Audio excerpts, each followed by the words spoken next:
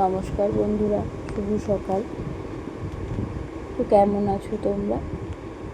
ঈশ্বরের কাছে প্রার্থনা করি তোমরা সকলেই যেন ভালো থাকো, সুস্থ থাকো। এখন সকাল মোটামুটি 6:30 মতো বাজছে। উঠে পড়েছি ঘুম থেকে। বাড়ির কোনো কাজ করিনি, কিছুই করিনি। একটু বেরোবো, বিশেষ একটু দরকার আছে। এই যে তোমাদের দাদা দেখো দাঁড়িয়ে আছে, আমি বেরোচ্ছি। আর এই যে আমাদের বিড়াল, এ দেখো বসে আছে সামনেখানে। ওরা সারাক্ষণ এরমই চলে। এই যে দুটো তিনটে, আরও দুটো তিনটে আছে এদিক ওদিক। আর এই যে দেখো, এটা এর বাচ্চা। আমাদেরকে দেখে এই যে এখানে এসে ঢুকে পড়েছে। যতই হোক ওরা তো একটু ভয় পায়, আর এই বাচ্চা তো একটু ভীত। মাটা অতটা ভয় পাচ্ছে না, ওখানেই বসে আছে।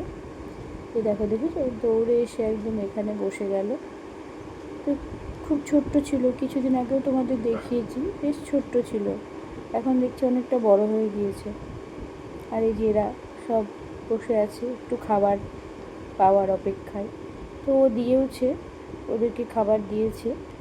এবার দুজন মিলে একটু বেরিয়ে পড়ছি সকাল সকাল বাড়ির রাস্তা ধরে। 6:30 মতন বাজছে। আর আজকের ওয়েদারটা জানো তো কেমন কেমন, একটু শীতকালে সে যেরকম হয় না, কুয়াশা পড়ে হালকা, সেরকম মনে হচ্ছে যেন হালকা কুয়াশা পড়ছে। সেই রকমই একটা ওয়েদার। এই যে বাড়ির পাশে প্যান্ডেল হয়েছে দুর্গাপুজোর, যাচ্ছি আমরা এখন, বেরিয়েছি। তো যাব হচ্ছে একটু ওপারে যাব, গঙ্গার ওপারে। কারণ আমাদের এখানে না ফুলমালা সেভাবে পাওয়া যায় না, বিশেষ করে রজনীগন্ধা তো পাওয়াই যায় না। সেজন্য একটু যেতে হয় ওপারে, মানে শহরে বলতে পারো। এই যে দেখো, দুর্গাপুজো চলেই এসেছে। আর হাতে গোনা মাত্র কয়েকটা দিন, প্যান্ডেলে কাপড় বাঁধতে শুরু করে দিয়েছে। বলছিলাম না তোমাদেরকে ওয়েদারটা কেমন আজকে, একটু মেঘলা মেঘলা। সেটা এইটা দেখলেই বুঝতে পারবে। এই ভিউটা দেখো কেমন যেন সাদাটে সাদাটে। ব্রিজ ক্রস করে রাস্তায় চলে এসেছি, যাচ্ছি একটু ফুল মালা নেবার উদ্দেশ্যে। কারণ আজ আমার জীবনের একটি অন্যরকম দিন। এই রকমই একটি দিন 11ই সেপ্টেম্বর 2 বছর আগে আমার মা আমাদেরকে ছেড়ে চলে গিয়েছেন। তো আজকে সেই দিনটা। তো যাই হোক, অফিস আছে, সেজন্য অফিসেও বেরোতে হবে। সেই জন্য তোমাদের দাদাকে নিয়ে সকালবেলায় উঠেই, বেশি দেরি করলে আবার ওদিকে দেরি হয়ে যাবে, তাই সকালবেলায় উঠে আগে কোনো দিকে না তাকিয়েই ফুল নেওয়ার উদ্দেশ্যে চলে এসেছি। দেখো কত সুন্দর ফুল। আর আজকে জানো তো বন্ধুরা, ফুলের দাম, মালার দামগুলো ভীষণ ভালো, বেশি বলছিল। কারণ আমি জিজ্ঞাসা করলাম, তো বলে কি যে সব জায়গা ডুবে গেছে, তো দিয়ে গাছগুলো সব নষ্ট হয়ে গিয়েছে, তাই জন্য নাকি ফুলের এত দাম। তো যতই দাম হোক, এসব দিনে তো কোনো কম্প্রোমাইজ করা যায় না। আর আমি মনে করি যে এইসব মানুষগুলোর জন্য আর তো কখনোই কিছু করতে পারবো না। হাজার ইচ্ছে হলেও মায়ের জন্য আর কোনো সময় কিচ্ছু করতে পারবো না। তো আজকের দিনটা যদি একটু সুন্দর করে মাকে একটু সাজাতে পারি, তো নিজের মন থেকে শান্তি পাবো। ফুল নেওয়া হয়ে গিয়েছে, এবার বাড়ির দিকে চলে যাচ্ছি। সকালবেলা হলে কি হবে, দেখো রাস্তায় কিন্তু বেশ গাড়ি ঘোড়াও আছে। আমি এক পাশ দিয়ে ভিডিও করছি, তো সেই জন্য হয়তো সেভাবে বোঝা যাচ্ছে না। মনটা ভালো নেই, গত 2 দিন থেকেই মনটা ভালো নেই। মাকে ভীষণভাবে মনে পড়ছে, কারণ মা ছাড়া আমার আর সেভাবে কেউ নেই। আর আমার মা, মানে কি বলবো বলো তো, সারাক্ষণ আমাদেরকে ছাড়া মা আর কিছু বুঝতো না। মায়ের জগৎ আমাদেরকে নিয়েই ছিল। কিসে ছেলে মেয়ের ভালো হবে, কিসে তারা ভালো থাকবে, তারা কোথায় গেল, কখন আসবে।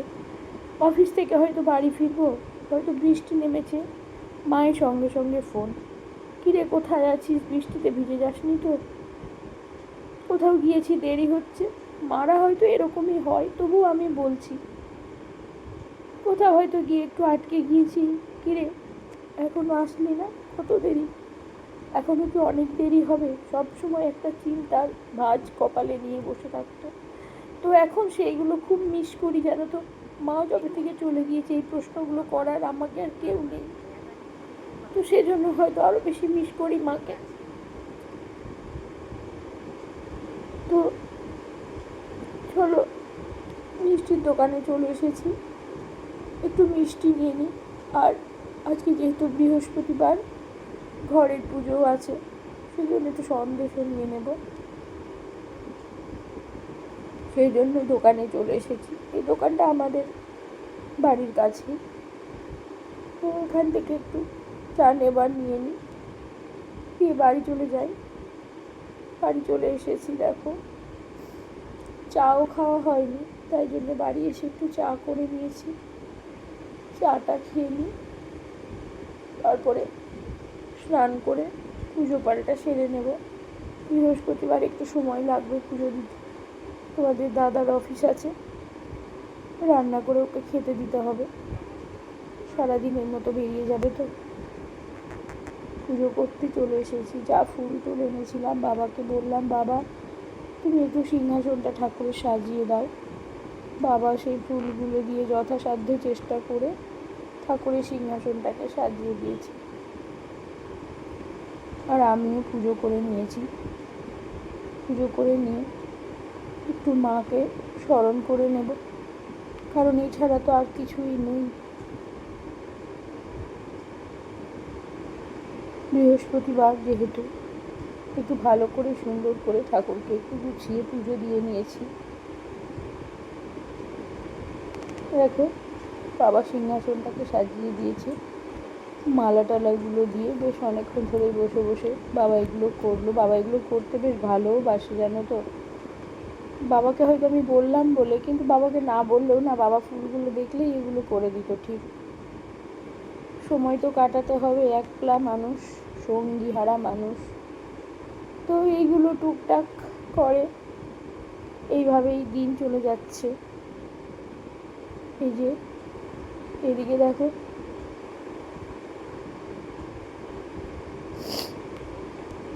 চলে এসেছি, মাকে একটু সাজিয়ে নিয়েছি।